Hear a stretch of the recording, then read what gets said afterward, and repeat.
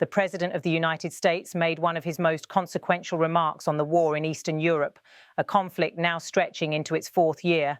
President Donald Trump, speaking with reporters traveling alongside him, said that Ukraine and Russia should, in his words, stop at the front lines. It was a simple phrase, but behind it, a complex message about peace, power, and the shape of Europe's future.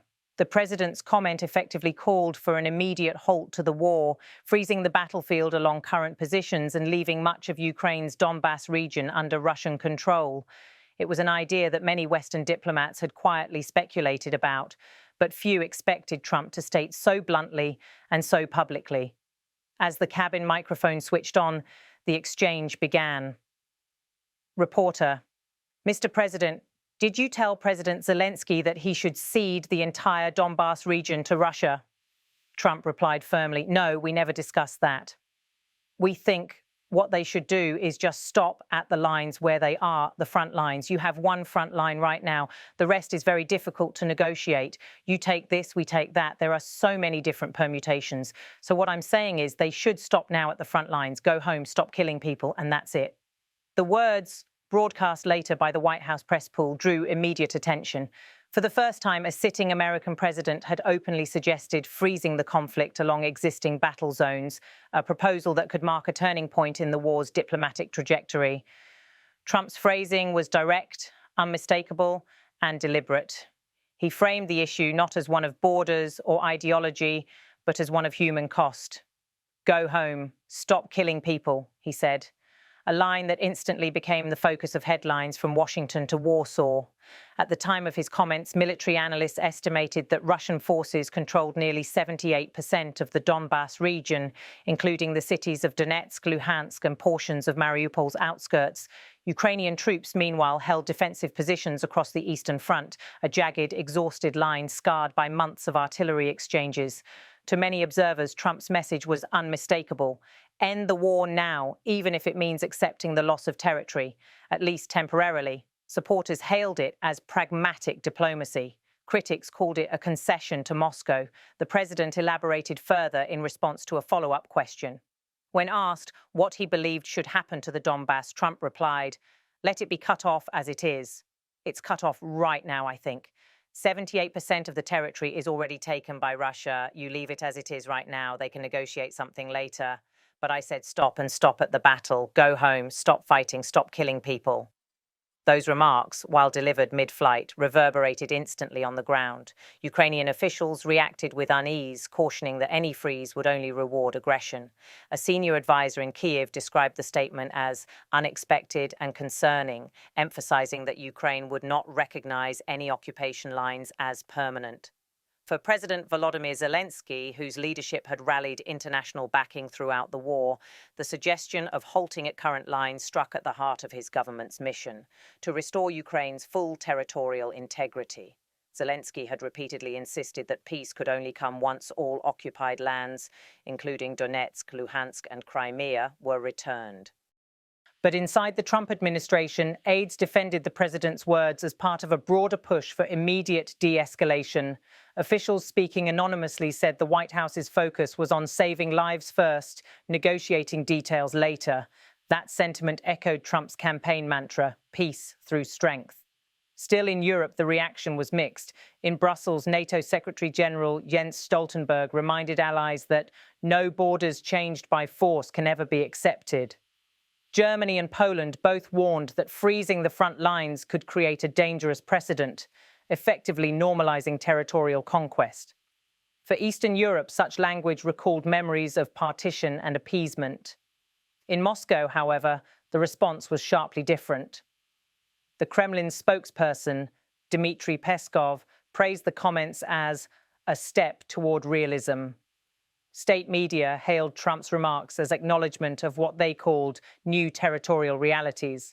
For Russia, it was a moment of vindication, proof, in their view, that Western resolve was fading. Back in Washington, analysts parsed every word. Was this a formal policy shift or a spontaneous comment mid-flight? Either way, it revealed a president willing to redefine U.S. engagement abroad. For Trump, ending the Ukraine war is not just about borders. It's about ending what he calls foreign entanglements that drain American resources. Critics argue that such a stance undermines alliances built over decades. They say halting the conflict without restoring Ukraine's sovereignty risks emboldening aggressors elsewhere, from the Baltic to the Pacific. But Trump's supporters see something else, a leader unafraid to cut through diplomatic hesitation and say what others won't, that wars eventually end where soldiers stop fighting. The humanitarian backdrop adds weight to his words. Across the region, the human cost remains staggering. More than 12 million people have been displaced, and thousands of civilians remain trapped near frontline towns without stable electricity, water, or medical care. For those families, even a temporary ceasefire could mean survival. Yet peace on paper rarely holds without trust. Previous ceasefire attempts from Minsk to Istanbul have collapsed within weeks. Analysts warn that unless this frontline freeze is accompanied by international monitoring and verification, it risks becoming another pause before renewed fighting. Trump's position also intersects with domestic politics. In rallies across America, he has linked foreign policy restraint to economic revival and border control at home. By advocating an end to distant wars, he taps into voter fatigue after decades of US military commitments abroad. To his base, stop at the front lines sounds less like diplomacy and more like common sense. But to strategists in Kiev, London, and Brussels, the statement introduces uncertainty at a delicate moment. European nations continue to provide Ukraine with defensive aid and reconstruction support. If Washington's commitment wavers, the balance of leverage at the negotiation table could shift dramatically. Behind the microphones, Trump's language reflected both confidence and calculation. He avoided legal terms like recognition or annexation, focusing instead on stopping the violence. His phrase, "leave things as they are now," was deliberately elastic, open to future reinterpretation. Observers note that the president's remarks fit into a broader pattern, reasserting US primacy in peacemaking while distancing Washington from the cost of long-term European wars. In that sense, the comment aboard Air Force One may be less about the trenches of Donbass and more about reshaping America's strategic priorities. For Ukrainians under fire, however, the calculus is painfully real. Stopping at the front lines could mean conceding homes, villages, and entire communities lost to bombardment. To them, any freeze without justice feels like defeat.